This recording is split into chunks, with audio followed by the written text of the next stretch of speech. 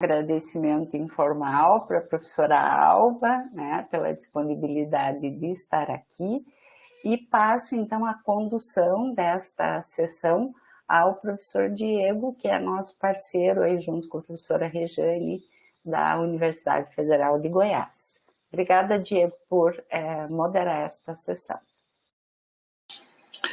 Boa noite, professora Vânia, boa noite, pessoal, professora Alba, eu que agradeço, é um prazer a gente estar aqui hoje, né, na nossa terceira reunião do SIG Educação Odontológica. Inicialmente eu queria agradecer a presença de todos, né, que podem estar aqui conosco, participando e construindo esse conhecimento junto, né. Em nome da presidente da ABENA, professora Vânia, e de todo o grupo do SIG Educação Odontológica, eu queria te agradecer muito, professora Alba, de estar aqui conosco, participando desse processo, né, mesmo nesse momento remoto, mas diante de toda a formação que você tem a respeito desse assunto, tem muito a nos acrescentar, né, e foi com muito carinho, assim, eu pensar no seu nome para conduzir o tema de hoje, né. A professora Alba Cristiane Santana da Mata, a sua formação em psicologia, ela é professora da Faculdade de Letras e do Programa de Pós-Graduação em Psicologia da Universidade Federal de Goiás, é nossa colega, por vezes já contribuiu conosco na Faculdade de Odontologia da UFG também, em momentos de capacitação e semana pedagógica, e hoje vai conversar conosco na nossa terceira reunião sobre a mediação pedagógica no processo de ensino-aprendizagem. Professora Alba, muito obrigado mais uma vez, é um prazer ter você aqui conosco, né? E eu vou te passar a palavra para que você faça a sua exposição, né, que a gente possa conversar sobre o assunto, e à medida que forem tendo perguntas ao final, né, eu retomo aqui a mediação para que a gente possa discutir, tá bom? Obrigado mais uma vez. Oi, Diego. Diego, vira e mexe, a gente está junto, né? Parceiros aí, de caminhada. Verdade. Muito bom, né? Eu, inicialmente, agradeço muito o convite, a confiança de vocês, né? Em me chamar para conversar um pouquinho aqui. E eu queria também parabenizar a Beno, gente. Eu acho fantástico esse trabalho que vocês fazem. Eu trabalhei há alguns anos como conselheira do Conselho Regional de Psicologia aqui do estado de Goiás. Eu ainda sou colaboradora do Conselho, né? Participei de ações com o Conselho Federal de Psicologia. Eu entendo bem como é importante esse tipo de trabalho dos conselhos, né? E assim, são poucos, pelo menos assim, né? Dentro do nosso universo ali da psicologia, da educação, né? São poucos que eu tive contato que fazem esse tipo de trabalho sistematizado, como vocês fazem na ABENA, né? Então, tem que dar os parabéns, gente. Eu fico muito feliz com isso. Porque, veja só, quando a gente trabalha com conselhos profissionais, a gente percebe a necessidade de profissionais com uma boa formação, e não só formação inicial, porque ela não dá conta, né, Diego? Você está aí muito tempo nisso. Precisa da formação continuada, né, dessa área.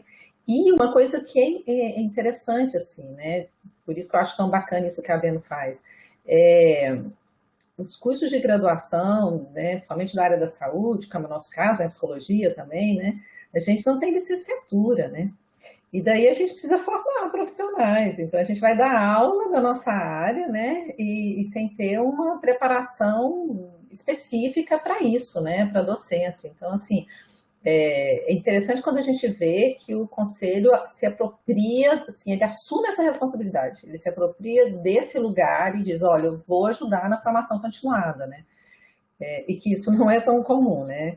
Então, assim, de psicologia a gente tenta fazer algumas coisas, mas é complicado, né, é difícil mexer com isso.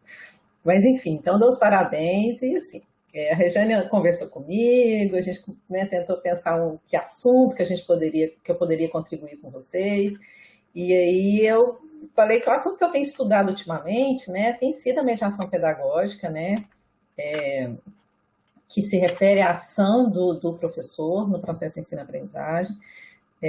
A última pesquisa que eu finalizei, né, um tempo atrás, no meu pós-doutorado, foi sobre a mediação na docência do ensino superior, e é isso que eu pensei, conversar um pouquinho com vocês aqui, a gente pensar junto, eu pensei em falar um pouquinho sobre isso, fazer uma base da discussão teórica da pesquisa, e depois a gente bate um papo, conversa, pode ser assim? Claro, professora, fica ótimo. E aí, uns 30 minutinhos aqui para eu falar? Pode, a gente tem entre as 5h30 até 6h30 para a atividade como um todo. Aí a forma como se for organizar, a gente pode ter o momento da exposição, ao final, ou se as pessoas forem interagindo, eu não sei se a senhora consegue ver o chat, mas a gente vai controlando as perguntas, além das mensagens, aí eu posso ir lendo para ficar mais fácil depois também. Ótimo, ótimo. Eu estou vendo aqui. Gente, então, assim, boa tarde para todos e todas que estão aí. Eu estou vendo o chat, né? O pessoal falando aí, cumprimentando, boa tarde. E é isso, assim, a ideia aqui, eu imagino que todos que participam desse evento aqui são pessoas que de alguma forma estão envolvidos com o ensino, né, com a docência, né, ou na graduação, na pós-graduação, né. Odontologia é uma área que é muito rica em cursos de pós-graduação, né, então tem muita gente envolvida, né, com esses cursos. Então, de especialização, né, principalmente. Então, eu imagino que todo mundo aqui tem alguma relação com isso. E a minha ideia aqui é discutir um pouco isso com vocês. Como eu disse, é uma área que eu tenho pesquisado, e assim, eu acho importante pontuar inicialmente esse lugar, né? Pesquisado a partir de que lugar, né? Porque assim, a educação, gente, ela é uma área muito ampla, né? É um campo específico, né? Que se refere à educação formal, né? E tem os profissionais dessa área, né? São os profissionais que geralmente a formação deles é vinculada à pedagogia, né? Pedagogia como área, como campo da educação que estuda a formação, né, humana, que estuda a educação formal, né? Não é importante fazer essa compreensão, né, para entender até o que eu estou chamando de mediação pedagógica, né? É como um campo de conhecimento, né? Não se reduz ao curso de pedagogia que é para formar professores para séries iniciais, né, da educação básica. É maior, é um campo de pesquisa, é um campo de produção de conhecimento sobre educação, né? Então, quando a gente fala de mediação pedagógica, de aspectos pedagógicos, né, a gente está se referindo a isso.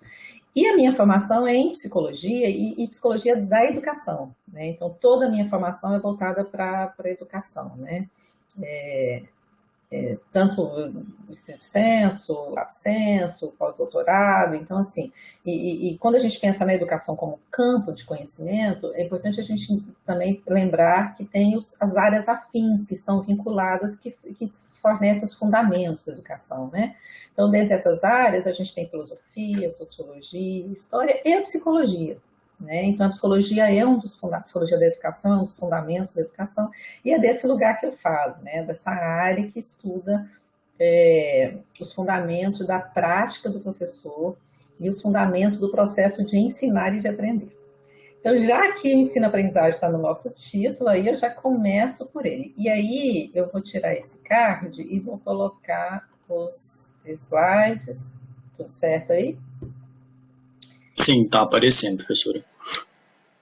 E aí, só porque assim, vocês sabem, né? Eu imagino que tem muito professor aqui, né, gente? Vocês sabem que professor a gente precisa ter um roteiro, né? Porque senão a gente se perde e fica falando a vida inteira aqui, né? Se empolga para falar. Então, vamos lá. Eu confesso que como professor e como psicóloga, eu ainda não acostumei com esse formato de falar. Ah, Diego, eu não vou te liberar não, pode voltar aqui. De falar e ficar sozinha aqui falando. Eu acho isso muito esquisito ainda. Então, Voltei. Ele já ria, né? Eu sugiro, no finalzinho, nós vamos criar um momento aqui para as pessoas abrirem as câmeras, né? Porque eu acho assim, muito... E eu acho que se alguém que está dando aula no ensino remoto, eu acho que está entendendo isso que eu estou falando, né? Esse negócio de ficar falando sozinho, só para a tela, gente, é muito complicado. Vocês não acham, não? Fala aí, se vocês não concordam comigo. Verdade, muito. Nossa Senhora, não sei o que está acontecendo, o que é o outro que está lá do outro lado, porque isso é a base do processo de ensino-aprendizagem. Para começar pelo nome, olha aí. Eu trabalho a partir de uma perspectiva que o nome é desse jeito mesmo, é processo, ensino, aprendizagem com hífen. E a gente tem alguns colegas que já emendaram essa palavra para poder marcar que não tem professor sem aluno e não tem aluno sem professor, né?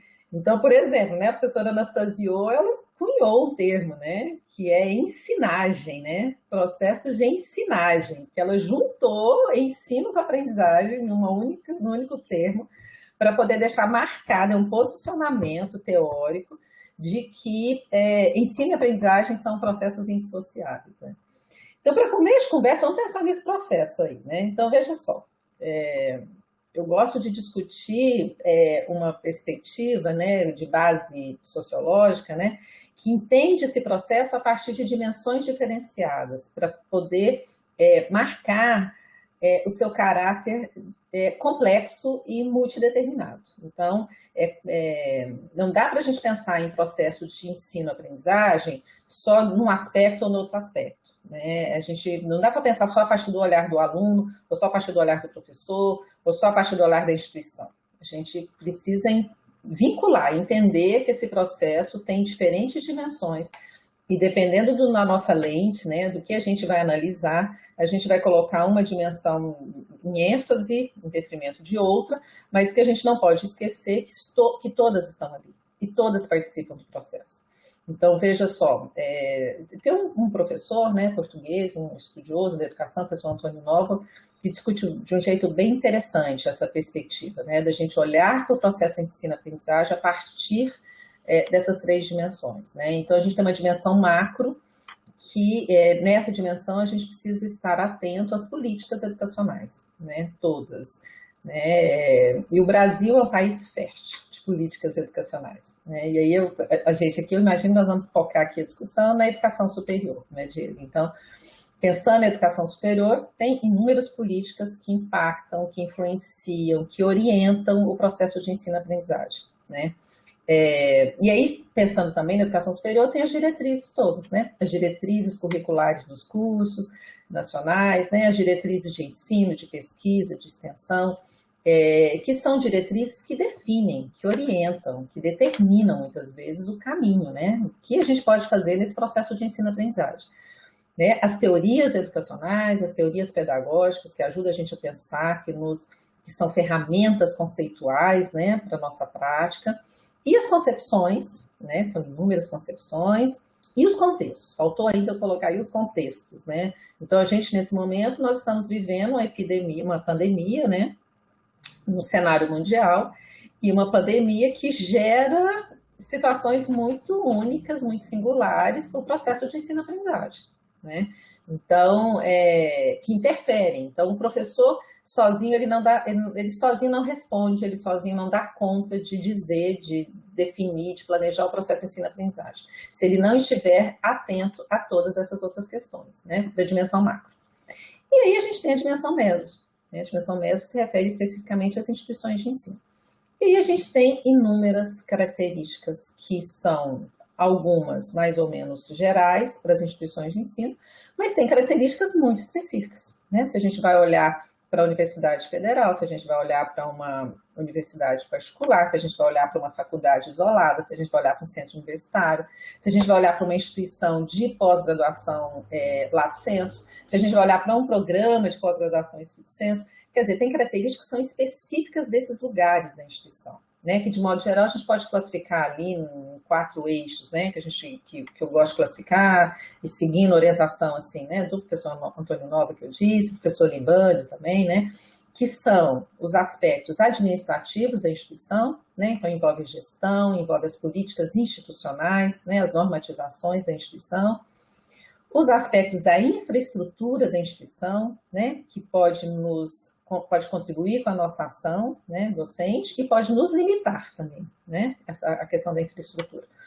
As questões pedagógicas, todos os aspectos pedagógicos, de definições, de como a instituição se organiza, né? Então, por exemplo, nesse momento da pandemia, que tipo de plataforma está sendo usada, que tipo de estratégia a instituição definiu, como, né, que vai seguir, são questões relacionadas à instituição que se fundamenta na dimensão macro, né, e nas políticas que estão orientando o processo. E também tem as questões relacionais, né, os aspectos relacionais da instituição, como se dá esse contexto, né, de trabalho em conjunto, né, o trabalho do professor não é um trabalho solitário, né, ele trabalha em equipe, em parceria com os outros professores, com os gestores e com os alunos. Então, como as características desse contexto, né, se é uma gestão mais democrática, se é uma gestão mais autoritária, né? Se é uma gestão participativa, dialógica ou se não é, se a relação que o professor estabelece com os seus alunos, né, que o professorado, de modo geral, estabelece com os alunos, é uma relação mais dialógica, mais participativa, ou se é uma relação mais unidirecional, né? Então, assim, essas são as questões que estão envolvidas com os aspectos relacionais e que também interferem no processo de ensino-aprendizagem. E, por último, a gente tem a dimensão micro, né? Que aí são os sujeitos. Os sujeitos, né, com maior ênfase no processo de ensino-aprendizagem são os professores e os alunos, né? Mas a gente também não pode esquecer que tem gestores que também participam, que tem funcionários, né, da instituição que de alguma forma participam desse processo, né? Quando a gente pensa nos sujeitos, ou seja, em cada dimensão dessa existem teorias que ajudam a compreender e existem concepções que a gente vai construindo ao longo da nossa vida, né? Sobre cada uma, de acordo com as nossas experiências, né, pessoais, nossas experiências profissionais, a gente vai construindo concepções, né? Do tipo como que a gente percebe as questões da dimensão macro, as questões da dimensão meso e as questões do ser humano, que é da dimensão micro, né? Como é que é o ser humano? Como é que ele aprende? Como é que ele se comporta? Como é que ele interage com o outro nesse processo de ensino-aprendizagem? Ou seja, por mais que a gente tenha escolhido aqui falar de mediação pedagógica, não há como a gente pensar nesse processo de mediação desconsiderando todas essas outras questões que estão envolvidas, né? É lógico que a gente vai falar de um aspecto específico, não vou ficar falando dessas outras todas, mas acho importante começar com isso para a gente lembrar que quando a gente fala de qualquer que seja o aspecto do processo de ensino-aprendizagem, existem todos esses outros aí circulando e participando, interferindo de alguma forma, né?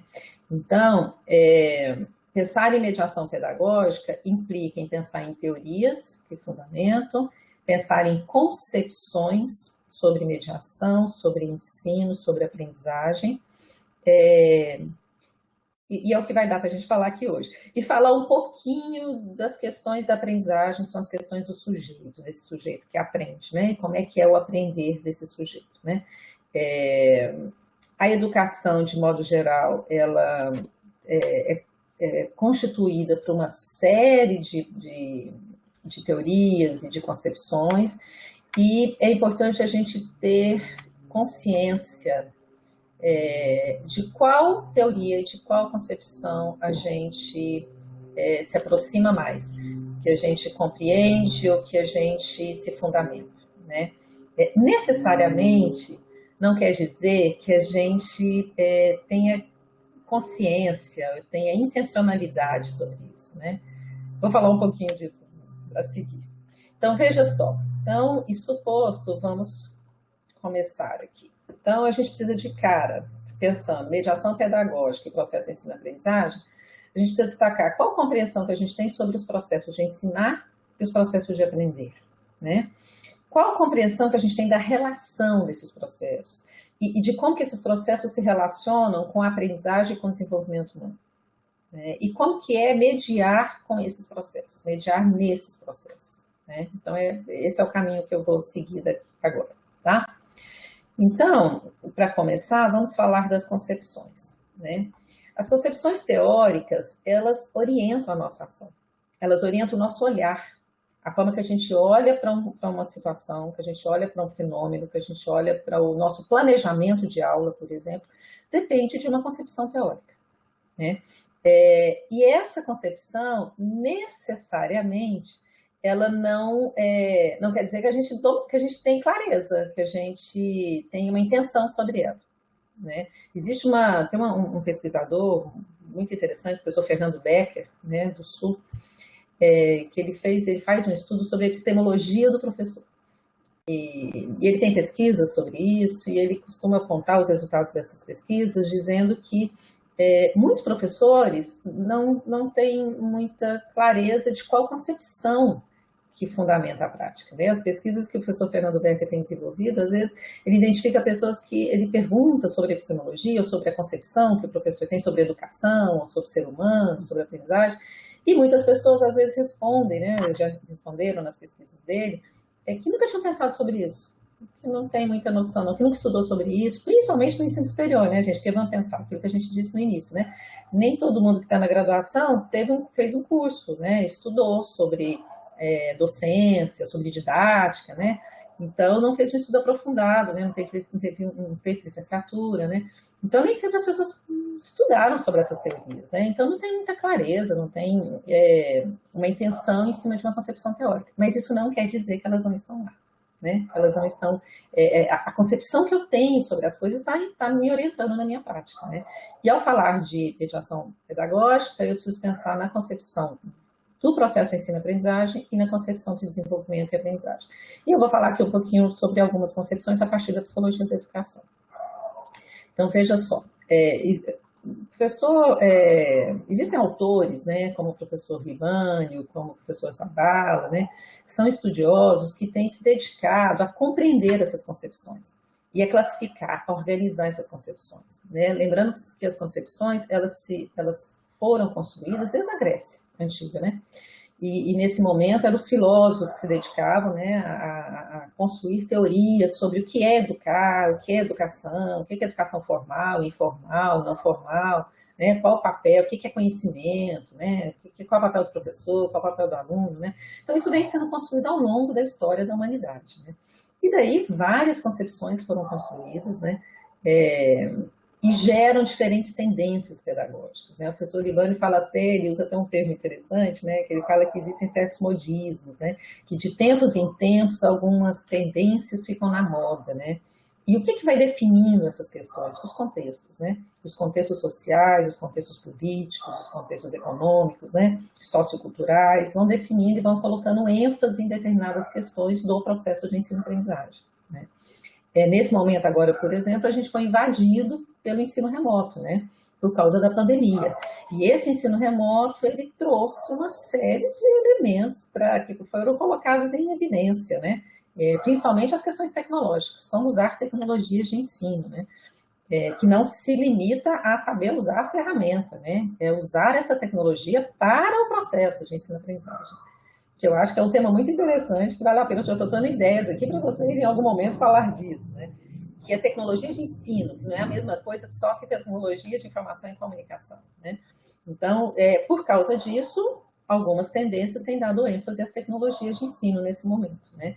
O professor Libânio tem uma pesquisa muito interessante que ele tem trabalhado recentemente, né? Assim, já tem tempo, mas ele tem sistematizado agora, né?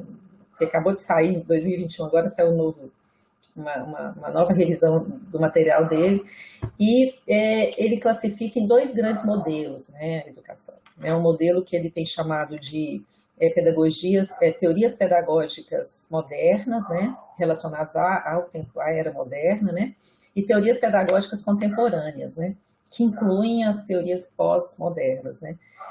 E aí, só para vocês terem uma ideia, né, dentro desses dois modelos, ele lista uma série de tendências pedagógicas, né. Nas teorias modernas, ele lista 6 tendências, né? E nas contemporâneas também 5 ou 6 tendências, né? E cada tendência dessa é um caminho diferente, né? O professor Zabala tem falado muito desses dois modelos que eu coloquei aí, que eu acho bacana, né? E tem outros autores, né? Porque eu gosto desses dois aí. E aí eles têm discutido o modelo tradicional e o modelo interacionista ou construtivista, né? Que são nomes diferentes que têm sido usados aí. Então, o modelo tradicional tem sido o modelo mais usado, né, ao longo dos anos, é um modelo impregnado, né, na cultura ocidental. E quando a gente pensa em educação superior, então, é um modelo muito mais usado na educação superior, né, na educação básica também. O modelo interacionista é um modelo que as condições para a construção desse modelo, elas foram dadas na transição ali do século XIX para o século XX, devido a um contexto de avanço de teorias e de estudos, né, que deram condições para se pensar sobre a aprendizagem, sobre o desenvolvimento humano, né, e como que essas coisas, esses processos, né, esses fenômenos se dão. Então, com o avanço de estudos nessa área, foi possível, foi criado condições para um novo modelo, né, que é o modelo interacionista, que ainda está em desenvolvimento, né, uma série de questões aí. A gente não vai poder aprofundar nisso, eu vou só citar algumas coisas aqui, né, para a gente poder chegar lá na mediação pedagógica, né. Mas eu acho que nesse quadro aí já deu para vocês terem uma noção, né, das diferenças desses dois modelos, né. Então, o modelo tradicional, que é esse mais impregnado, né, na nossa prática, é o modelo onde, aí eu levantei alguns elementos aqui, né, do processo de ensino-aprendizagem. Então, é um modelo onde conhecimento ele é visto como um fenômeno que precisa ser transmitido. Né? Existe um conhecimento pronto, uma verdade construída ali, né, pela ciência, e esse conhecimento precisa ser transmitido. Né? E aí eu vou fazendo um paralelo, tá, entre os dois. Aí. E numa visão interacionista, esse conhecimento ele é construído. Ele não é visto como uma verdade absoluta, ele é visto como uma construção histórica, uma construção humana, né? E nesse processo ela é construída, ela tem uma característica de uma certa instabilidade nessa construção, por ser dinâmica, por estar sempre em construção. Né? E nesse sentido, nós, né, as pessoas, o ser humano, ele constrói conhecimento. Né? Ele participa da construção do conhecimento e quando ele está aprendendo, ele também está construindo conhecimento. Ele não está só absorvendo. Né? A ideia de absorver conhecimento ela é específica do modelo tradicional, onde uma pessoa transmite, né? E aí a relação entre o processo de ensinar e aprender é uma relação mais linear, né? Onde o professor é o detentor desse conhecimento, né? Ele domina, ele estudou, ele, né, tem esse conhecimento e ele transmite esse conhecimento para o aluno, né? E aí ele é uma figura mais central nesse processo, e o aluno tem uma figura mais passiva, né, de absorver. Né? Essa palavra, a gente da psicologia, a gente arrepia um pouco, a gente não gosta muito dessa palavra, não. Mas ela é muito utilizada nessa perspectiva tradicional, né? Que o aluno adquire esse conhecimento, né, de uma forma passiva. Né? Então, como é uma forma passiva, existe uma predominância, se a gente for pensar em metodologia, eu trouxe metodologia aqui, porque é uma questão que está sendo muito discutida, um dos elementos do processo de ensino-aprendizagem que está sendo muito discutido atualmente, né? Então, se é uma coisa de transmitir conhecimento, né, um processo que eu vou transmitir conhecimento que eu tenho, uma metodologia muito comum nessa perspectiva é a aula expositiva. Né? É isso que a gente está fazendo aqui agora. Então, eu tenho o conhecimento, eu falo, e as pessoas escutam e pronto, está tudo resolvido. Né?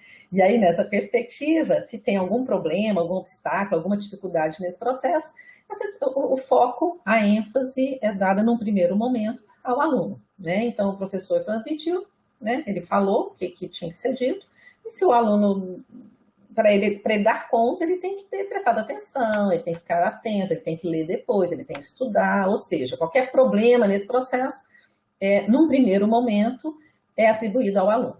Né? O aluno que não deu conta, o aluno que não prestou atenção, o aluno que não se dedicou. Né? E a dimensão que também é enfatizada nesse modelo é a cognitiva, né? Que é a dimensão que se refere à nossa capacidade de pensar, de aprender, de resolver problemas, né, que envolve a nossa inteligência. No modelo interacionista, considerando as teorias, né, que foram sendo construídas, essa relação de ensino-aprendizagem é vista a partir de uma perspectiva dialética. Né? Então, é uma relação que é bidirecional, então, eu ensino e aprendo, e o aluno também. Né? Porque o aluno, nesse processo, é visto como sujeito ativo. E é ativo porque ele pensa junto, ele reflete junto, ele participa da construção desse conhecimento. Né? Então, a forma que ele vai compreender, que ele vai se apropriar desse conhecimento envolve uma construção. Né? E aí, para construir isso, ele precisa dialogar, ele conversa, ele precisa perguntar, ele precisa agir com esse conhecimento. Né? Então, ele é ativo nesse aspecto. Né? E aí as metodologias, então, nessa perspectiva, são variadas, são inúmeras. São todas no sentido de promover condições para essa participação ativa do aluno. Né? E nesse modelo também a gente enxerga, né, o ser humano é visto a partir de uma perspectiva monista, que a gente chama de ser humano. Né? Então, não é uma perspectiva dualista, que é a perspectiva do modelo tradicional. Que você tem cognição e afetividade de forma separada, né? Que vem a partir de toda uma discussão, não vai dar tempo da gente falar disso, né? Mas é toda uma discussão que divide razão e emoção e tal. Na perspectiva interacionista, cognição e afetividade são vistos como processos psicológicos superiores que são indissociáveis, que estão o tempo inteiro, em todo momento da vida. Não tem como se desligar um para ligar o outro. Estão juntos o tempo inteiro, né? E isso precisa ser considerado nas metodologias que vão ser utilizadas, né? E aí, se tem algum problema nesse processo, alguma dificuldade, a princípio, a responsabilidade é do processo. E aí é preciso analisar o processo e ver em que momento e qual elemento desse processo contribuiu para o desenvolvimento de alguma dificuldade. E aí voltando lá naquela ideia de processo lá do primeiro slide que eu falei, um processo de ensino-aprendizagem que envolve 3 dimensões, e cada dimensão, vários aspectos dentro de cada dimensão. Então, se eu tenho alguma dificuldade, eu preciso analisar esse todo, né? E não só os sujeitos na dimensão micro, né? Não só aluno e não só professor, né? Mas tudo que está envolvido com isso, né? Enfim, há muita coisa para se dizer nisso aqui, eu estou sendo mais rápida porque não é o foco, né? E eu fico me controlando aqui porque eu me empolgo, porque tem muita coisa bacana para a gente pensar a partir desses modelos, né? E só para fechar, assim, a gente entende atualmente que a gente vive uma transição. Então, é difícil você ficar olhando, porque a gente que é professor, a gente olha um negócio desse, não sei se vocês fazem isso, né? Mas eu tenho uma tendência, eu fico olhando e pensando, nossa, qual deles, né? Em qual deles que eu estou me achando aqui, né? Em qual que eu me identifico. E é difícil você se encontrar em um só, porque a gente vive um momento de transição, né? Que não é individual, é coletivo, né? É da educação, é do processo todo, né? As concepções que estão sendo construídas. Então, às vezes a gente percebe que a gente faz mais uma coisa ou faz mais de um outro, né? Porque a gente está num processo, né? De transição. Isso, Marinês, é desse jeito, porque assim, você vê que tem hora que você faz um negócio, mas aí tem hora que é mais próximo do outro, né? Mas assim, o que a gente mas aí o que a gente percebe, e o professor Libânio, né, principalmente, né, o professor Zabala também, o professor Libânio, ajuda a gente a entender isso, né? Que quanto mais a gente estuda essas questões, e quanto mais a gente se apropria, a gente constrói o nosso conhecimento sobre esses modelos, mais a gente vai fazer parte de um só. Quando a gente for fazer alguma coisa e a gente perceber que está sendo mais tradicional, digamos assim, considerando esse modelo, isso não vai combinar, não vai caber na nossa prática. Chega um momento que você fala, não acho isso, né? Não dou conta disso, né? Agora, veja só, na interacionista, a metodologia, são estratégias variadas. Então, a aula expositiva também está presente aqui. Então, é uma coisa também que eu acho importante falar, né? Porque aí as pessoas pensam, então a aula expositiva é só do tradicional, eu não posso usar aula expositiva mais, porque às vezes eu escuto as pessoas falando, então, se eu quero trabalhar de forma, considerar o meu aluno ativo, eu não faço mais aula expositiva? Não é isso. Tem hora que faz, não tem problema. O problema não é a metodologia, é a minha concepção do aluno. Quando eu olho para esse aluno e eu estou falando com ele, eu estou dialogando, ou eu estou falando sozinha, independente do aluno que está aí, não me interessa nem o que ele pensa, né? Porque eu que sei, eu que domino, então você tem que escutar o que eu estou falando e aprender, né? Essa é a perspectiva mais tradicional, mas não, totalmente tradicional. Uma perspectiva interacionista é a perspectiva do diálogo, né? Da compreensão desse aluno como sujeito pensante, que participa e que pensa e que vai junto, eu vou junto com ele construindo esse conhecimento, né? Então, à medida que a gente vai estudando essas coisas, a gente vai se aproximando mais de um ou mais de outro, né? Enfim. E aí, pensando nos autores interacionistas, né? Então, uma coisa fundamental. E aí, o que eu vou falar para vocês? Quando a gente fala de mediação pedagógica, só para entender, mediação pedagógica é uma perspectiva, é um processo que a gente discute a partir da concepção interacionista, né? Então, a partir de agora, eu vou estar falando da concepção interacionista, que trabalha, né, a partir dessa perspectiva, né? Então, questões que eu acho importante enfatizar dessa perspectiva interacionista, né? O grande salto que contribuiu com essa pesquisa foram as teorias desses 3 autores, né? Que com certeza todo mundo aqui já ouviu falar um momento ou outro deles, né? Que é o Piaget, o Vygotsky, o Vallon, né? Autores que viveram nessa transição, né? Do século XIX para o século XX, que produziram nesse momento, todos eles começaram a produzir no início, lá, né, do século XX, e que ajudaram a pensar o processo de desenvolvimento humano e o processo de aprendizagem, né? E aí, nessa perspectiva, uma questão que é indiscutível, né? Ensinar e aprender forma uma unidade, né? Não tem como eu pensar só em uma e só na outra, né? Quando eu penso em qualquer coisa do processo de ensino-aprendizagem, eu penso junto, né? Eles se constituem mutuamente, né?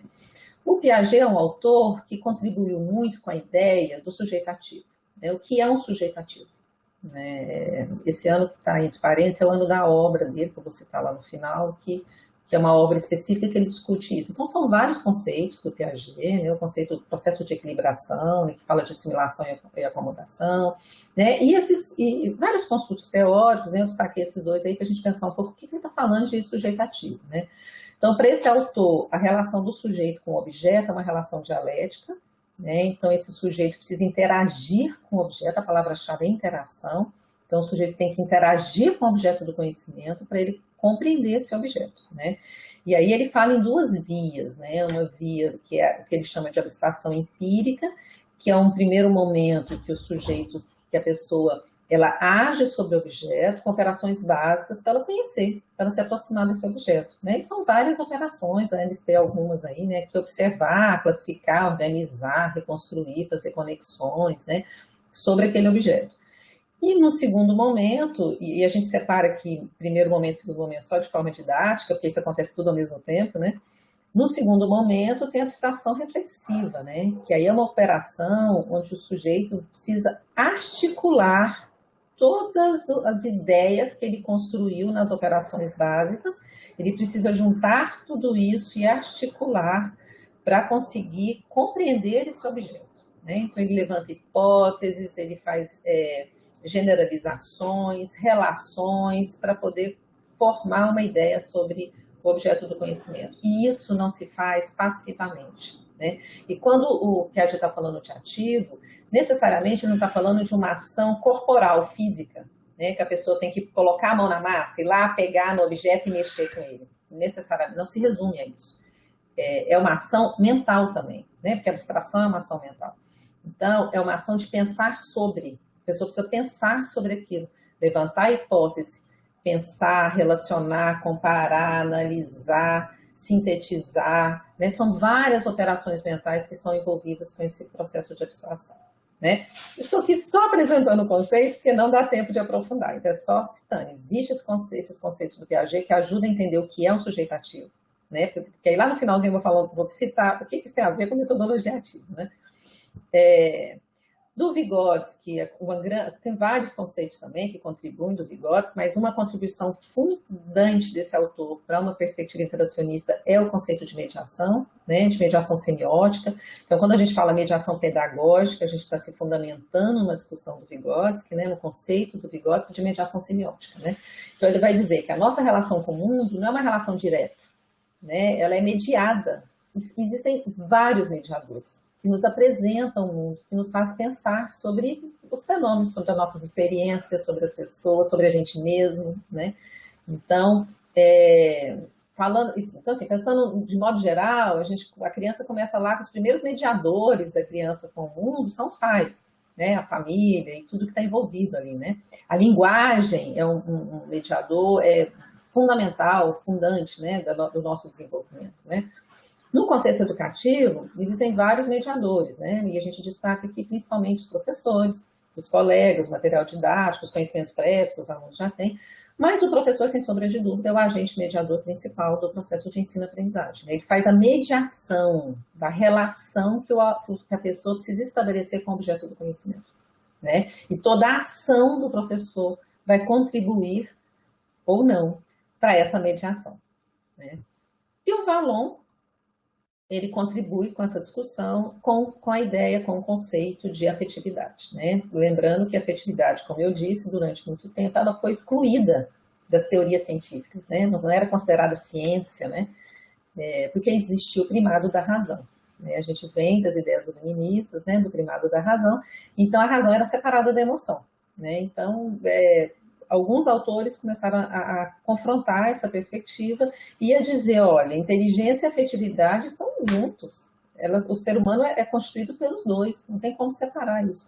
A gente estabelece relações afetivas continuamente com tudo do mundo, em todos os nossos instantes, né, de vida. E quando a gente está falando disso, a gente não está falando de relação afetuosa, né? que é o que estaria no senso comum. Quando a gente pensa em afetividade, né, uma pessoa afetiva é uma pessoa afetuosa, uma pessoa bacana, uma pessoa empática. Não, não é isso. Afetividade como um construto teórico discutido por Vallon, né, que a gente se fundamenta, é um processo psicológico superior, amplo, que envolve diferentes tonalidades aí, que vai do agradável ao desagradável.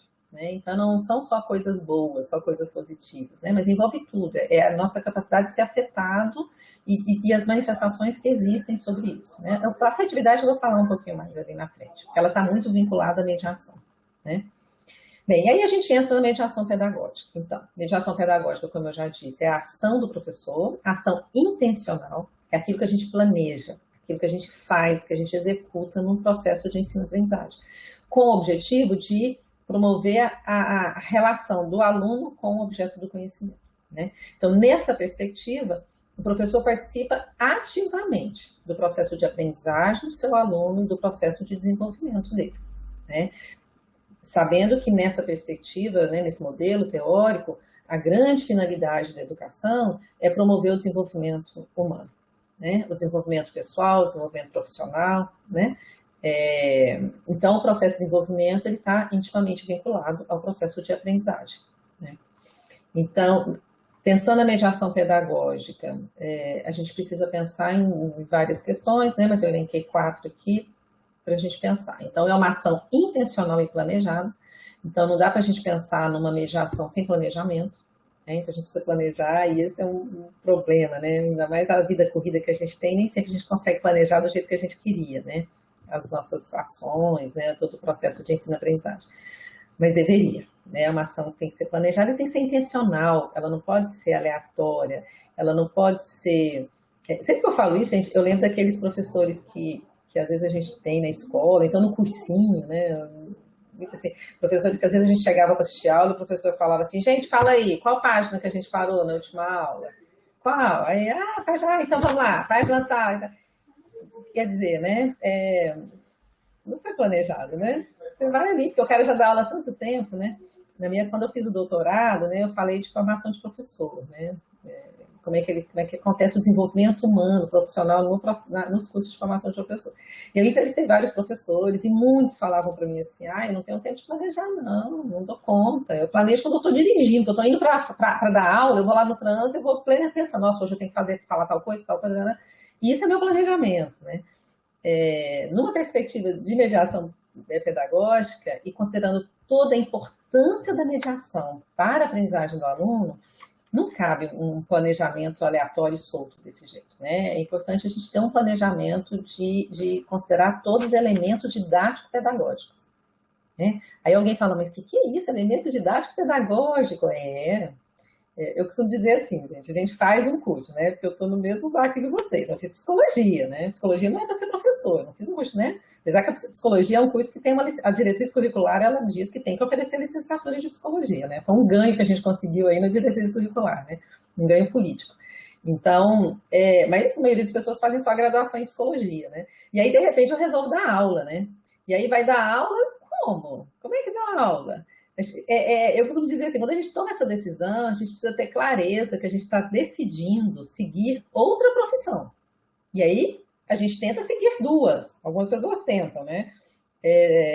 Seguir 2 profissões. Então, né, sou psicóloga e sou professora. São 2 profissões que têm um estatuto específico, que têm normativas, teorias, concepções específicas, que têm termos específicos. Né? Então, a docência ela tem termos que são próprios específicos da docência. Né? Então, elementos didático-pedagógicos são fundamentais para a mediação pedagógica, para o processo de ensino-aprendizagem. E aí, esses elementos precisam ser planejados intencionalmente. Né? As concepções teóricas que me fundamentam, que eu já disse, e a relação interpessoal, né? Porque não tem como mediar nessa perspectiva, né, dialógica, sem pensar na relação que vai ser estabelecida com as pessoas, com os alunos. Né?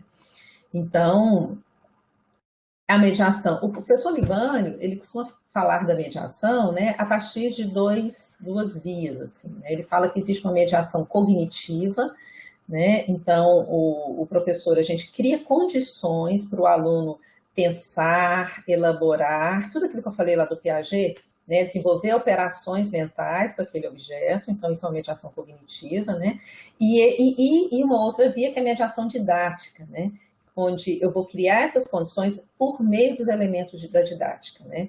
Então, é um processo que é instrucional, porque o meu objetivo é instruir, é orientar, é formar, né. Então, eu vou mediar a relação do aluno com o objeto por meio de um processo instrucional, né, que vai propiciar condições para que o aluno se aproxime do objeto do conhecimento, né. E nessa ação eu vou mobilizar processos de desenvolvimento humano. Então a pessoa vai desenvolver, né, habilidades, ela vai desenvolver competências, ela vai desenvolver habilidades para pensar, para analisar, para fazer um diagnóstico, né, e também vai desenvolver habilidades para agir, né, para praticar, né, a profissão. E é um processo que envolve cognição e afetividade, né. Então, nessa perspectiva, o professor vai planejar, ele vai organizar e ele vai direcionar esse processo de ensinar. Então, quando a gente está falando dessa relação, né, que é dialética, que é bidirecional, de ensino e aprendizagem, a gente não está tirando a responsabilidade do professor de ser o gestor desse processo, usando a palavra da moda, né, que é gestor. É tarefa dele, é responsabilidade dele direcionar esse processo, né, e construir o ambiente favorável, para a aprendizagem, né. Os elementos didático-pedagógicos, então, né, segundo o Libânio, são os objetivos de ensino, os conteúdos, as metodologias, o material, a avaliação e a relação, professor-aluno. Aí alguém fala, nossa, mas relação é um elemento didático? Nessa perspectiva, como a gente está dizendo, que é um processo dialógico, eu preciso pensar na relação que eu estabeleço com os meus alunos, né? E o professor Sérgio Leite vai dizer que todos esses elementos envolvem decisões que a gente precisa tomar. Que decisões que a gente toma quando a gente está planejando e a gente está desenvolvendo a nossa mediação. Então, a gente precisa, para começo de conversa, a gente precisa decidir qual é a nossa finalidade, qual é o nosso objetivo. Então, existe um objetivo geral, quando a gente faz lá no plano de ensino, né, os objetivos específicos, mas tem os objetivos de cada aula. Então, cada aula ela tem um objetivo. E eu preciso ter muita clareza. Qual é o meu objetivo hoje, da minha aula, né? E a partir desse objetivo, como eu escolho iniciar o processo? Por onde eu inicio o processo? E esse é um negócio muito bacana que eu acho que o professor Sérgio Leite destaca, sabe? Uma questão muito importante da gente pensar. Eu vou iniciar o processo por onde? Pela página que eu parei na aula passada, que é o material? Eu vou iniciar o processo pelo conteúdo? Ou eu vou iniciar o processo pelo aluno? Pelo conhecimento do aluno? Pelo nível? Onde o aluno está? O que ele já sabe? O que eu posso trabalhar a partir disso que ele já sabe? Porque isso vai fazer toda a diferença o tempo inteiro. Então, se o meu foco é o aluno e o processo de aprendizagem dele, eu preciso estar atenta e dialogando com esse aluno o tempo inteiro. E aí o início do processo, segundo o professor Sérgio Leite, segundo o professor Libânio, é pelo aluno, né? Eu conversar com esse aluno, entender onde ele está, o que está acontecendo, e a partir do aluno eu vou construindo o processo. Agora, não quer dizer que eu vou abandonar o conteúdo e o cronograma, não. Aí precisa de planejamento, que eu tenho que dar conta de articular tudo isso. Eu tenho que conseguir articular o meu aluno, o que está acontecendo com a minha turma, com o cronograma que eu tenho que seguir, com os conteúdos, com as metas que eu tenho que alcançar no final do plano de ensino, né? Então, para isso, eu preciso decidir como eu vou organizar o meu conteúdo. Eu preciso decidir, que aí são os recortes que a gente faz, né? Não dá para... E assim, a gente precisa trabalhar muito, porque às vezes a gente fica com uma ansiedade, uma vontade de trabalhar todo o conteúdo que tem sobre aquele assunto, né? Não. Às vezes a gente... É doído, né? Às vezes é doído porque a gente tem que dizer, não. Tem que fazer um recorte, ainda mais agora. Todo mundo deve estar sofrendo agora, não sei, como eu, né? Nesse ensino remoto, porque não dá para falar tudo. Porque se eu resolvo, que eu penso assim, não, eu vou decidir que eu tenho que falar tudo, eu tenho que trabalhar tudo. Ok, eu vou falar, mas eu vou falar. Não quer dizer que eu estou ensinando e não quer dizer que o aluno está aprendendo. Eu estou falando, né? Eu falo todo o conteúdo e pronto, está tudo certo, eu fico tranquila, né? Comigo mesmo. Mas será que o aluno me acompanhou? Será que ele aprendeu? Eu criei condições para essa aprendizagem, falando, né? E eu tenho que escolher que tipo de metodologia eu vou usar para isso, né? E a gente acaba na aula expositiva, né? Se eu quero falar todo o conteúdo, eu vou ter que escolher a aula expositiva, né? Tem um colega meu, bacana, que é um professor, né, que estuda didática, especialista em didática, do grupo do Libânio, né, professor Renato, Um dia conhece o professor Renato. O professor Renato fala uma coisa muito interessante, né? O professor da PUC, Goiás. Ele diz que é difícil você planejar, fazer um planejamento da sua aula sem articular todos esses elementos didáticos. Não tem como, porque a metodologia que você vai usar depende do objetivo que você estabeleceu, depende do estudante, que é isso que a Vânia está falando ali, com esse desafio que a gente está vivendo nesse momento, né? O modelo remoto. Depende do conteúdo que eu organizei, que eu separei, que eu fiz o recorte ali do conteúdo. E aí a minha avaliação tem que considerar tudo isso. Porque senão a minha avaliação não vai ser real, ela vai ser ilusória. Eu vou avaliar um negócio que eu nem trabalhei, que eu só mandei ler o texto, mas eu não trabalhei, eu não dei condições para o aluno aprender aquilo ali, para ele se aproximar daquele conteúdo. Né? Então, a metodologia que eu uso tem que conversar com a avaliação que eu estou propondo, com o conteúdo que eu selecionei, com os objetivos, mas principalmente com o aluno que está ali comigo. Né? Porque senão eu estou falando sozinha, não estou falando com o aluno. E aí entra a afetividade. A afetividade entra por causa dessa relação. Então, quando a gente está aprendendo e quando a gente está ensinando também, essa ação de ensinar e de aprender, ela mobiliza emoções. Emoções que eu acho muito interessante pensar nisso, emoções presentes aqui na relação, mas também emoções passadas. O que aconteceu na aula passada, o que aconteceu no semestre passado, o que aconteceu quando eu fiz o primeiro período da faculdade, eu fiquei encucada, eu não aprendi aquele negócio, aí toda vez que eu escuto aquilo me dá ansiedade, eu não dou conta, eu fico nervosa. O que aconteceu lá quando eu estava na escola, que eu tinha problemas para fazer prova, e toda vez que eu tenho prova, eu tenho ansiedade, me dá branca, eu fico nervosa, não dou conta de fazer prova, que é uma emoção que tem a ver lá com a minha história, lá da escola, e que aparece aqui no ensino superior. Ou seja, emoções que podem ser bacanas, que podem ser positivas, que podem ser agradáveis, mas também que podem ser desagradáveis, né? Que podem causar frustração, que pode causar mal-estar, né? Ou seja, nessa perspectiva, as pessoas que a gente está se relacionando aqui, a gente se afeta o tempo inteiro. Vocês viram que eu segurei o Diego aqui, né? Porque eu ficar sozinha aqui com essa câmera aberta ia me afetar, eu ia ficar mais chateada, né? Ficar falando sozinha, né? Aí eu seguro ele. Aí cada vez que ele dá um sorriso, que ele mexe ali, isso provoca alguma coisa em mim. É isso que essa perspectiva está dizendo, que o Valon diz com os estudos dele. A gente se afeta mutuamente, né? Quando a gente está dando uma aula remota e o chat aqui, os meninos até não abrem a câmera, mas o chat está bombando, eles estão conversando, falando não sei o que, isso está afetando a gente, né? E às vezes é uma coisa bacana, né? Você percebe que tem gente ali, né? Que eles estão conversando com a gente, que você não está falando sozinho, né? E a mesma coisa na sala de aula, né? Você está ali falando presencialmente, né? Você está falando e as pessoas estão reagindo à nossa fala, né? E é isso que é o que a gente está trazendo aqui da questão da afetividade. A afetividade também envolve um monte de outras coisas, não só a relação, tá? Ela envolve a nossa relação com o nosso objeto de conhecimento. Então, quando eu vou dar aula de uma coisa que eu gosto mais, eu vou ter uma empolgação diferente de quando eu vou dar aula de um conteúdo que eu nem gosto muito, mas eu tenho que dar aquele conteúdo, né? Então, eu dou aula de um jeito diferente. A afetividade, ela está em todas as ações. Né? Então, no conteúdo que a gente vai trabalhar, no que a gente está fazendo no planejamento, quando a gente pensa na turma, né? Aí eu dou aula para a turma A e para a turma B. Quando eu penso na turma A, eu falo, ai, que bacana aquela turma, né? Nossa, Jorge, eu dou aula lá. Eu fico com uma empolgação diferente, às vezes, do que quando eu penso na turma B. Aí a turma B, eu lembro, nossa, a turma B, aquela turma, não sei o quê, mais difícil, tarará. Aí eu vou de um outro jeito para aquela aula, né? Então, isso também está me afetando, né? E aí envolve tudo, envolve as condições de trabalho, né? A gente agora está em condição de trabalho muito difícil, né? Com essa história do ensino remoto, né? Enfim, estou quase finalizando aqui, tá, gente? Já passei do meu tempo aqui finalizando, eu já falei da afetividade. A mediação pedagógica, então, no processo de ensino-aprendizagem, de modo geral, envolvendo tudo isso que eu estou falando, eu destaco que eu preciso prestar atenção no cenário sociocultural que eu estou trabalhando, que eu vou mediar, né, envolvendo as concepções que circulam, né, e quais são essas concepções, minhas concepções, as concepções dos meus colegas professores, as concepções dos meus alunos, né, então sabe quando você pega aquela matéria, assim, que quando você chega, os alunos estão todos com cara de assustado? Investiga o que está acontecendo, por que eles estão com aquela cara. E às vezes você vai descobrir que eles circulam uma concepção lá de que é a matéria mais difícil do mundo. Ou que aquele ali é o professor mais carrasco do mundo. Então, assim, a gente precisa descobrir essas concepções, porque essas concepções vão ajudar ou não. Elas vão qualificar minha mediação ou não. né? Então, eu preciso descobrir que concepções que são essas e trabalhar com essas concepções, né? Isso, por exemplo, a Alessandra está falando ali, né? A questão das deficiências que as pessoas trazem, né, lá do ensino médio, né?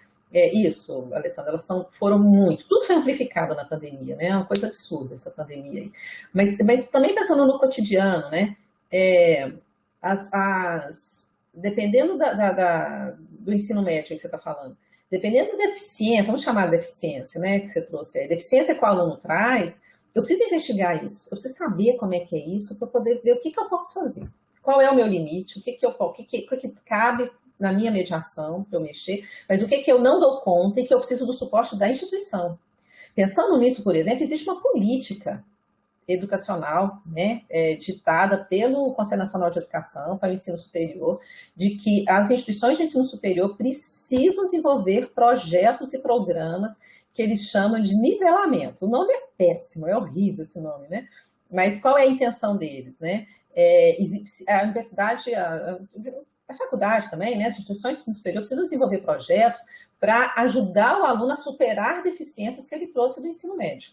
Né? Porque não dá para ficar brigando aqui, porque se a gente for esperar o ensino médio resolver o problema, não vai para frente o ensino superior também, né? Então, eles já estão aqui com a gente, e daí? O que nós vamos fazer? Quando a gente percebe que é uma deficiência muito grande, a gente precisa de um apoio institucional. E aí é aquilo que eu falei, que o processo de ensino-aprendizagem depende também da dimensão meso, ele também depende da instituição de ensino. Então, que tipo de programa a instituição de ensino desenvolve para ajudar a superar essas deficiências? Né, para o aluno dar conta de caminhar no ensino superior. Então, dependendo da deficiência, o aluno vai travar, ele vai ter muita dificuldade. Né? E aí, pensando nessa coisa, né, estou lendo aqui, é que eu estou falando com vocês, aí eu leio o chat, aí afeta, né? Que aí minha concentração vai para o chat aqui, eu volto para cá. E aí, Rejane, é isso mesmo, assim, nessa perspectiva, a afetividade tem um outro sentido, né? Um outro significado, que é o significado esse, de como a gente se afeta uns aos outros, e como que eu, professor, que vou fazer a minha mediação, como é que eu lido com isso, né? E aí eu preciso investigar os valores e crenças que circulam ali com eles, e os meus, né? Os meus valores, as minhas crenças. Quando eu olho para aquele aluno ali, e eu vejo determinado comportamento, o que eu penso sobre esse comportamento? E baseado nisso que eu penso, o que eu faço com isso, né?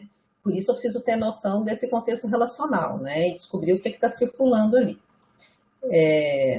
Eu estou finalizando porque eu quero conversar com vocês mais, né? Aí depois, à medida que a gente for conversando, eu vou trazendo outras coisas aqui que eu não trouxe, né? Mas assim, para que a gente consiga uma mediação pedagógica que realmente contribua com o processo ensino-aprendizagem, a gente precisa desenvolver uma formação teórico-metodológica consistente sobre docência.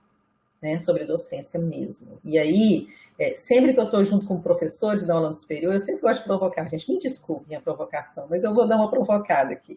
Que tanto que a gente está estudando sobre docência. Que tanto que a gente está estudando sobre tudo isso. Eu imagino que vocês que estão aqui estão estudando muito, justamente porque vocês estão aqui, né? Estão interessados. Né? Mas quem aqui tem algum poder, né, de formação continuada ou de gestão em alguma instituição, é importante pensar que tanto que a instituição está cobrando e está fomentando, né, esse tipo de formação continuada, né, dos professores. Né? Preciso estudar formação teórica e metodológica. Né? Como é que estão meus valores e minhas crenças, né? Pessoais, no ser humano e profissionais. Né? Então, quando eu olho para o aluno, eu costumo desenvolver crenças de acreditar no aluno e achar que ele é capaz? Ou tem alguns comportamentos que eu olho e falo, não, esse menino não vai aprender, não tem jeito. Né? Como é que eu lido com isso? Como é que isso orienta a minha prática? Né? Porque se eu olho para o aluno e digo, não tem jeito, o problema não é meu, eu não posso fazer nada, eu estou fechando uma porta para esse aluno, de repente, né? Então, eu preciso trabalhar essas questões e discutir essas questões, né? Eu preciso investir, então, em conhecimentos atualizados e amplos sobre o desenvolvimento humano, sobre os contextos, sobre educação, sobre o processo de ensino-aprendizagem, né? De uma forma colaborativa e coletiva. E eu queria fechar com a história da metodologia ativa, né? Então, a gente tem discutido muito isso, não só a metodologia ativa, atualmente agora são as tecnologias, né? Tecnologias de ensino discutir muito isso. Isso tudo é muito interessante, as metodologias podem ajudar mesmo, mas elas só fazem sentido articuladas com esse processo maior que eu discuti aqui, que é o processo de ensino-aprendizagem. Não faz sentido eu desenvolver uma metodologia ativa se eu não tiver uma concepção de educação que veja meu aluno como ativo, que veja a possibilidade de construir conhecimento. Porque se eu sou um professor que acredita que eu estou só transmitindo conhecimento, não adianta nada eu usar metodologia ativa. Eu vou continuar achando que eu estou transmitindo, a metodologia não vai atender o que ela precisa, vai ser como qualquer outra metodologia, e no final eu vou dizer que o negócio não deu certo porque meu aluno não se dedicou. Sendo que o problema está na metodologia que eu usei. Pode estar, né? Não sei.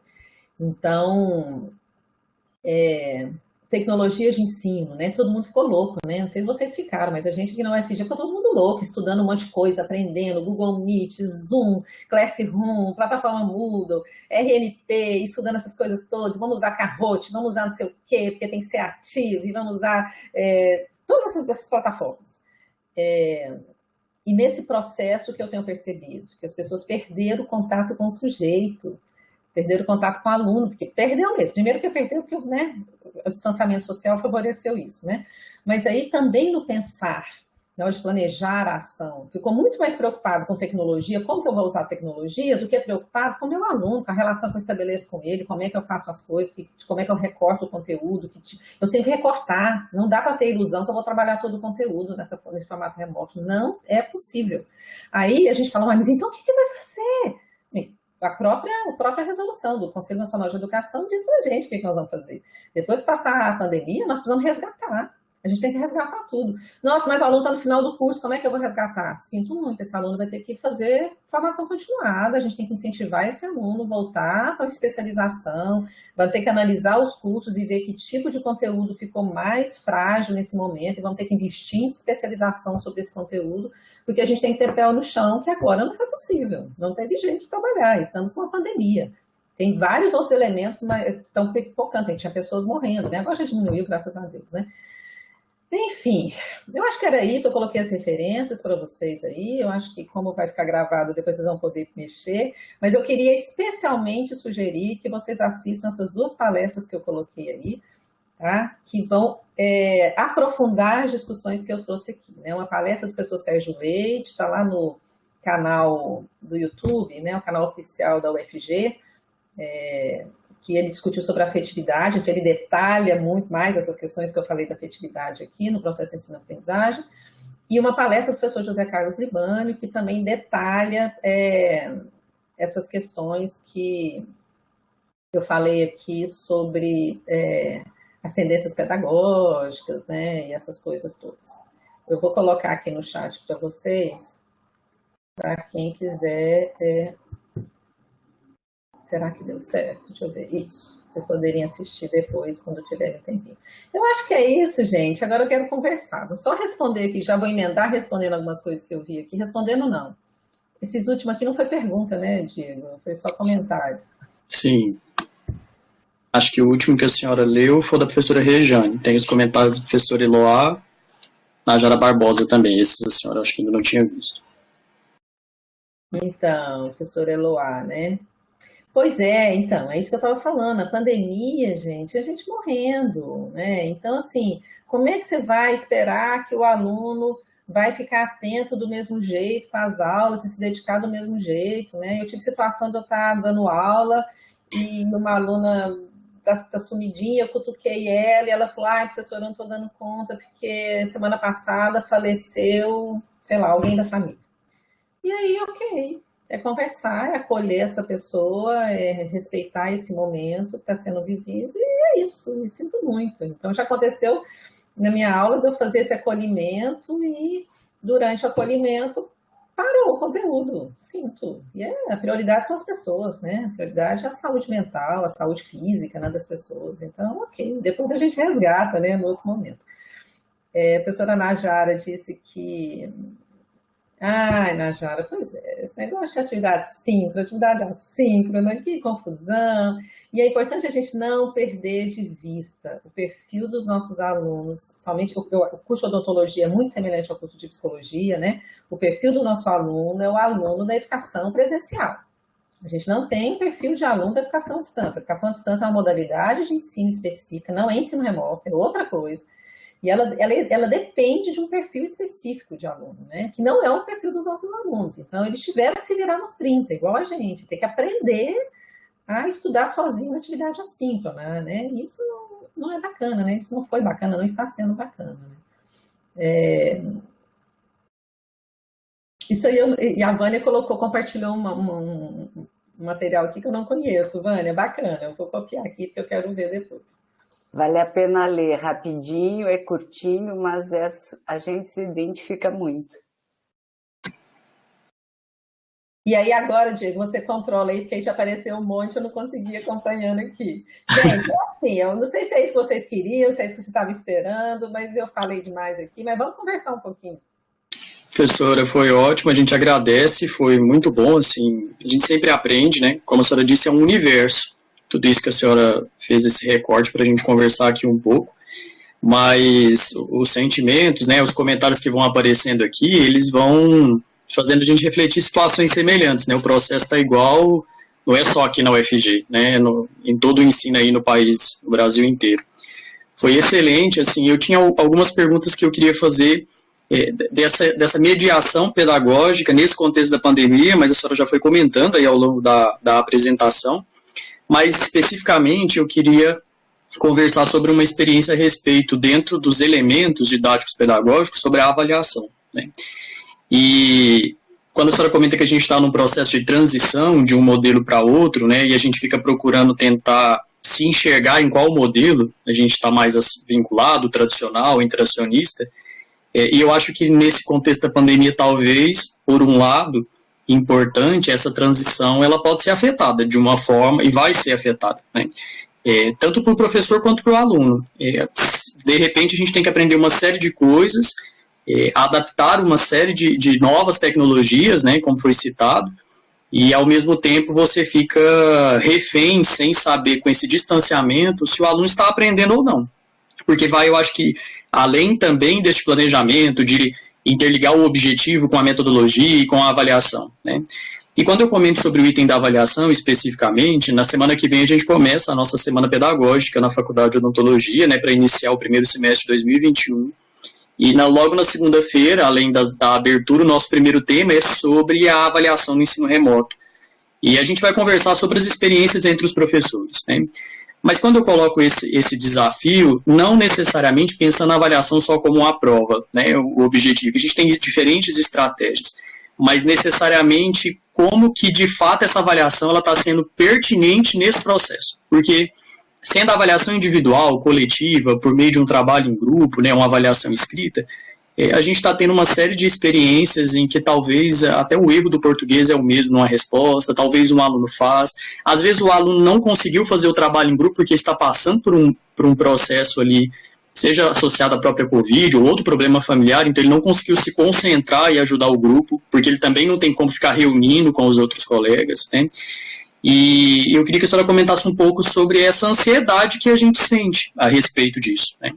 Nós temos discutido elementos assim, vamos discutir principalmente na segunda, depois de um ano aí dessa experiência, né, 2 semestres, mas talvez tenha sido um dos pontos que mais tem sido comum entre as diferentes disciplinas e dos diferentes períodos no nosso curso, né, que tem sido um desafio.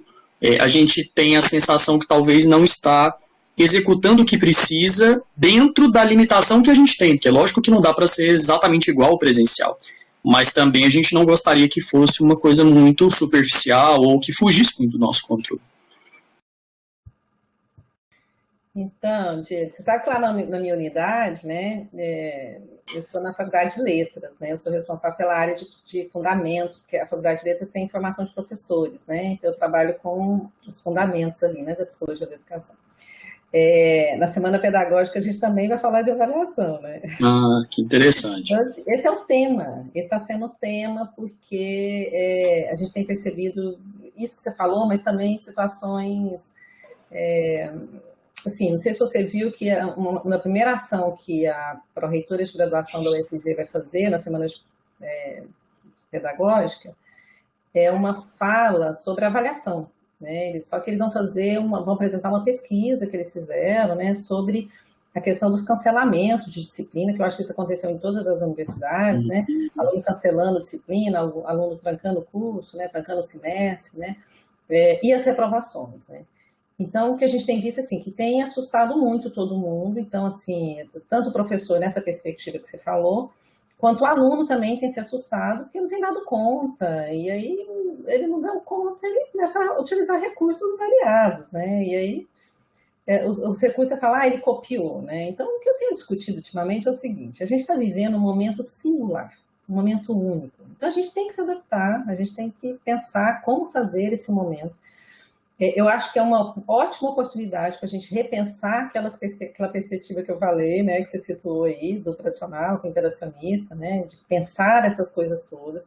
E mais do que nunca nesse momento, o aluno tem que ser ativo, né, querendo ou não, professor querendo ou não, aluno querendo ou não, tem que ser ativo. E aí o nosso aluno, sabe, ele deu conta, ele foi ensinado a como fazer isso, né, a gente fez isso. Então, assim, e aí nesse cenário, qual é o nosso, novamente, qual é o nosso objetivo? E aí, dependendo do nosso objetivo, eu vou pensar, tem que ser prova? Por que eu tenho que aplicar prova? Né? E a prova mesmo, que é o instrumento mais adequado nesse momento, eu particularmente, por tudo que eu estudo, eu acho que não é momento de fazer prova individual. Porque não vai funcionar, vai gerar frustração para todo mundo. Né? O professor, então, estou vendo professores frustradíssimos, porque o aluno está copiando tudo, porque o aluno não sei o quê, aí o povo tenta radicalizar, né? Obrigar a ficar todo mundo de câmera aberta.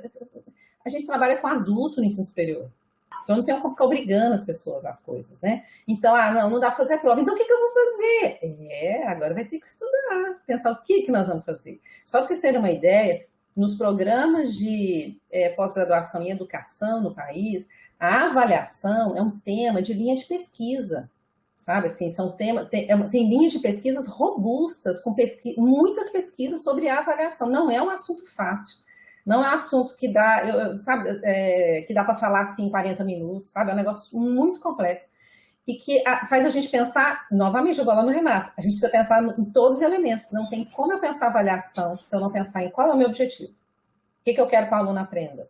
Que metodologia que eu usei? Essa metodologia ela foi suficiente para dar conta de determinada avaliação?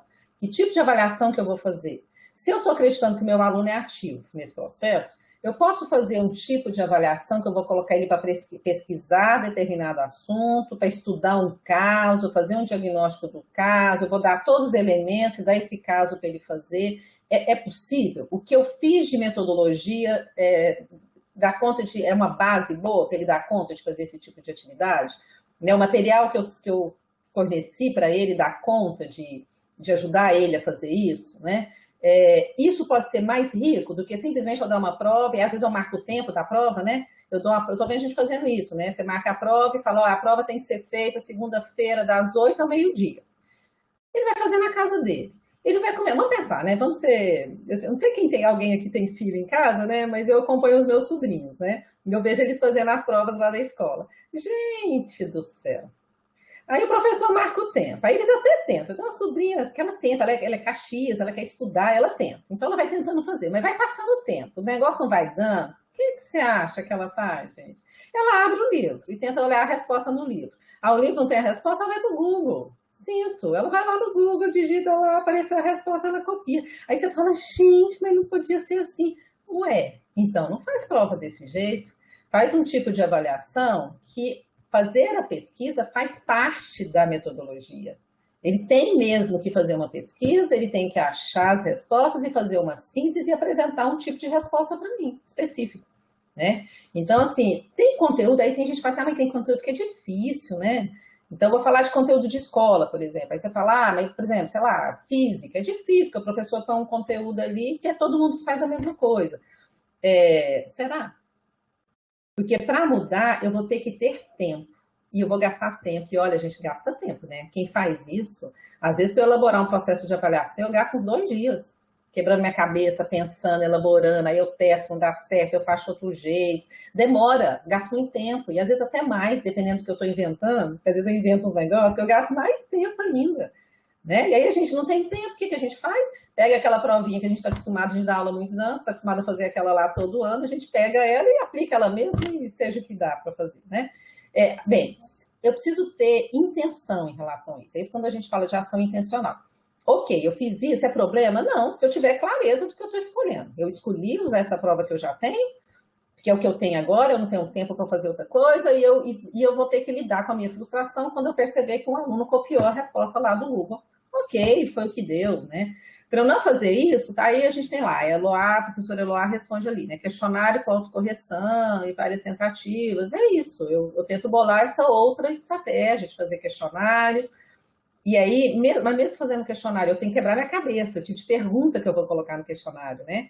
E o ideal é eu estimular a pergunta, sabe aquilo lá que o Piaget fala lá da abstração empírica? É eu bolar uma pergunta que vai obrigar o aluno a fazer uma série de operações. Ele vai ter que pesquisar, ele vai ter que analisar, ele vai ter que relacionar com alguma coisa, ele vai ter que fazer uma síntese e me entregar. E dependendo do jeito que eu peço isso, ele não vai achar isso pronto. Ele pode achar coisas muito próximas, mas pronto ele não vai achar.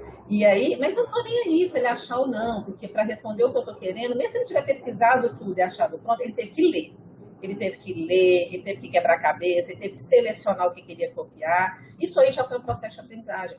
E o objetivo, meu objetivo, às vezes, com a minha avaliação, é contribuir para a aprendizagem. Então, também é um processo de aprender a avaliar. E aí, no final, aí você pode falar, Diego, que eu concordo com você se você falar assim, ai, mas eu não vou ter certeza o que o aluno sabe mesmo e tal. Não, às vezes não vai ter mesmo. Aí, que hora que você vai ter essa certeza? Na hora que você for lá dar aula prática, no teu caso, que eu estou lembrando das suas aulas práticas, Diego. Aí, lá na aula prática, você vai descobrir. Você vai fazer um diagnóstico, você vai falar, esse menino não tem a mínima ideia desse assunto aqui. Descobriu isso? Respira fundo, se prepara e faz algum trabalho de, não sei que nome que a gente vai dar para isso, né? Mas de revisão, de reforço, põe ele para estudar de novo aquilo, dá um tempo, estuda mais isso aqui, descobre exatamente onde que foi o problema ali, olha, exatamente isso aqui você não deu conta. Então, você vai ter que estudar mais sobre isso. Se você cria esse vínculo, essa relação dialógica com o seu aluno, ele vai estar preparado para ouvir isso, ele vai entender que ele é responsável pelo processo também, não é só você. Porque também, gente, o modelo tradicional, ele dá esse problema, né?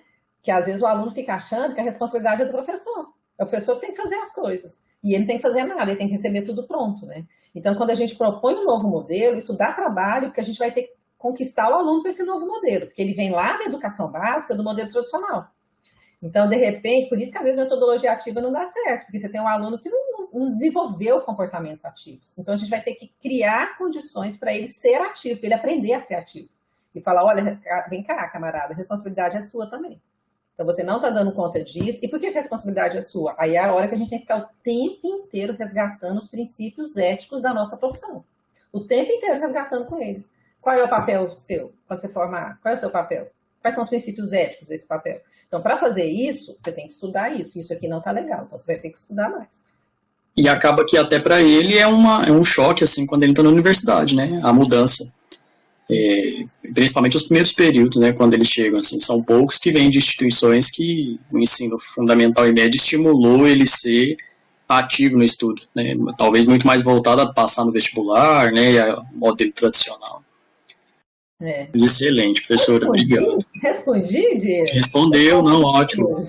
Vai ser até bom, assim, para nossa discussão na segunda-feira, assim, é bom ouvir, assim, as colocações e é bom pensar que tem pessoas refletindo, que a gente não vai acertar sempre, né, e ainda mais nesse momento, então a gente tem que procurar ouvir outras pessoas, as experiências, discutir, para a gente tentar acertar, né, com os alunos, porque não é fácil, ainda mais nesse modelo, e as disciplinas que ainda têm a sorte de ter um momento prático, que com o tempo vai se retomando aí, né, com as medidas que precisam, e aí você volta a ter esse momento presencial com o aluno, talvez ainda dá para você ter essa percepção para resgatar, né, o que não é tão fácil com as disciplinas que são quase que totalmente teóricas e que às vezes não vai ter esse contato com o aluno de novo, né. É uma preocupação. Diego, vamos pensar, quando é que isso aconteceu no mundo, ensino remoto? Nunca. É a primeira vez. Sim. Então, está todo mundo aprendendo, está todo mundo testando coisas, testando possibilidades, testa uma estratégia, testa outra. A gente tem que estar aberto para isso, né? Agora, quanto mais conhecimento a gente tem sobre o processo de ensino-aprendizagem de forma geral, foi isso que eu tentei falar aqui hoje, são esses conhecimentos que independem se é presencial ou se é remoto, quanto mais conhecimento a gente tem disso, mais condições a gente tem de pensar esse momento do ensino remoto. Mas muita coisa é nova e está sendo testado e a gente está tentando. Já está tendo muita publicação, já tem coisas interessantes publicadas, né, que eu acho que ajuda a pensar. Mas ainda tem muita coisa que não está. E sobre o ensino superior não tem tanta ainda. Eu estou vendo muita publicação sobre educação básica, né? Sobre o ensino superior não tem tanto. Mas eu acho assim, considerando que a gente está aqui no espaço da ABENO, né? Eu entendo que a ABENO tem uma grande responsabilidade pela frente, que é ajudar a pensar o pós-pandemia, né? Pensando que essas pessoas podem formar sem ter aprendido tudo que deveriam, né? Aprender o que foi possível nesse momento, e aí o que pode fazer depois? Então, eu acho que a ABENO pode promover muitas discussões sobre esse pós agora, né? E aí eu acho que é aquilo, né? A formação continuada, é investir em formação continuada, pensar em campanhas, a gente tem discutido muito isso também no Conselho de Psicologia, sabe?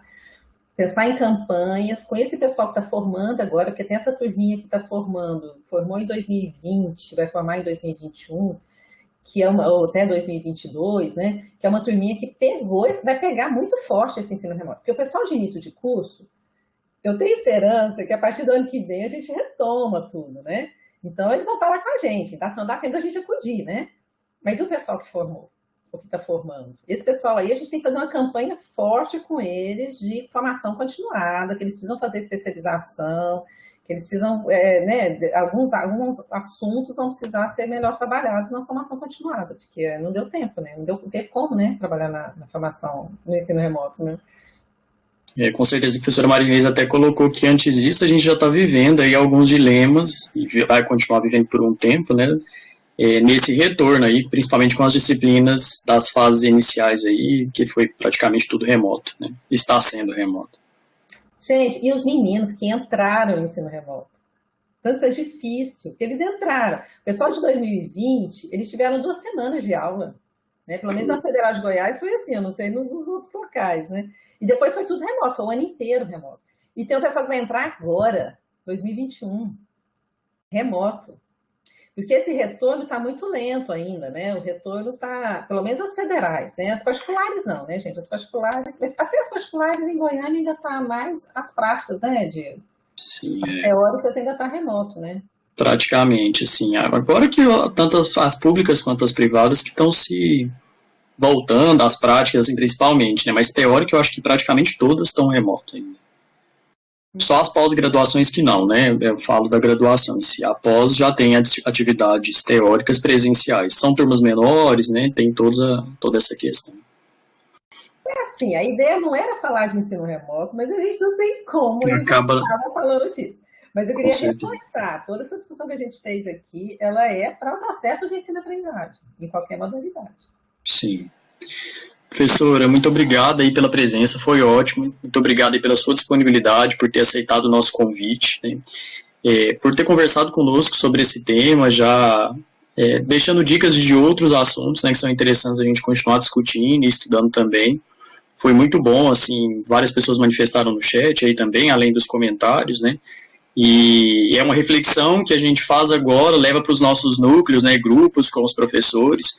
Tem sempre os que são mais abertos, outros talvez nem tanto, mas de uma forma positiva a gente vai contaminando as pessoas, né, nesse sentido de ajudar, de pensar de forma coletiva, né?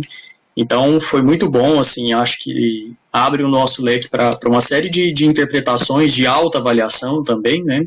E de planejamento, com essa época que a gente já está chegando aí para planejar outros semestres, né? Cada instituição talvez esteja no momento, mas provavelmente nesse momento de recessos agora deve ser um final aí para planejamento de um novo semestre, né? 2021 ou terminar 2020 ainda. Então, foi um prazer, assim, ter a oportunidade de ouvir a senhora e conversar aqui. Professora Vânia, professora Maria Inês, tem algum comentário, alguma mensagem? Eu não sei se passou. Vem pra cá. O Diego, gente, eu nunca consegui fazer ele parar de falar senhora. Não tem jeito, ele fala senhora, envelhece a gente, não tem jeito. Mas, abre câmera, ô Rejane, abre a câmera aí pra te ver, matar a saudade, nem que seja pela telinha mesmo.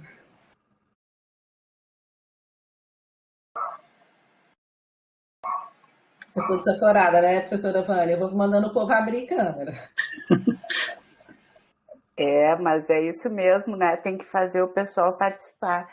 Professora, muitíssimo obrigada, né, em nome de todos, reforçar a nossa satisfação dessa conversa, né, que deixa tantas coisas para a gente pensar e que, como disse a professora Suzana, também nos conforta tanto, né, fazer esse reconhecimento do momento ímpar que a gente está vivendo.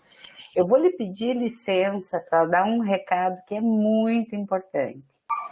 Nós tivemos nesse mês as nossas novas diretrizes, né, aprovadas, o que foi muito perseguido ao longo de anos, né? Então, nós vamos fazer uma sessão extraordinária no CIG da próxima semana, na próxima quarta-feira. Vamos divulgar amplamente, mas já podem vocês também divulgar para todos os seus colegas, porque sempre requer um trabalho de uma leitura coletiva, né? E de como a gente vai transformar o que está no papel para a nossa realidade do ensino. Então, muito obrigada mais uma vez e ao Diego também, né, por estar aí como nosso moderador de hoje e toda a equipe, todas as instituições que dão suporte para esse projeto do CIG estiveram representadas hoje, o pessoal de Campina Grande, Federal de Santa Catarina, Federal de Goiás, a USP e nós aqui do Rio Grande do Sul, acho que eu não esqueci ninguém, né? Quando começa a lista a ser grande, a gente corre mais risco de errar, né? Verdade. Obrigada, gente. Agradeço. Cadê a Rejane? A Rejane entrou e saiu. Rejane, foi bom te ver. Agradeço o convite. Parabéns de novo, gente. Que bom que saiu a diretriz do curso odonto, né? Eu tenho acompanhado também com meus colegas da odontologia, né? Estava passando a hora, né, Vânia? Foi muita luta aí para sair. Foi cumprido. Essas diretrizes, né? Estava passando a hora mesmo. Que bom. Parabéns pelo trabalho de vocês. Foi um prazer, gente. Foi muito bom. Rejane. Gente, olha, não tem nem assim palavras aí pelo trabalho que a Vânia vem fazendo, Maninha, e a oportunidade da gente trazer também o que a gente tem de melhor na UFG, e a Alba é parte disso, né? É parte de um pedaço assim do coração nosso ali. Ela ao mesmo tempo que ela faz a gente refletir, né? Que te tira da zona de conforto, ela te acolhe e você se sente assim, ai, não sou só eu, não, eu não estou errando, está todo mundo no mesmo barco. Então isso te conforta e dá vontade de continuar e achar o caminho, porque a gente está buscando o caminho do meio, né? Sempre. Então é isso. Alba, obrigada demais por te ouvir.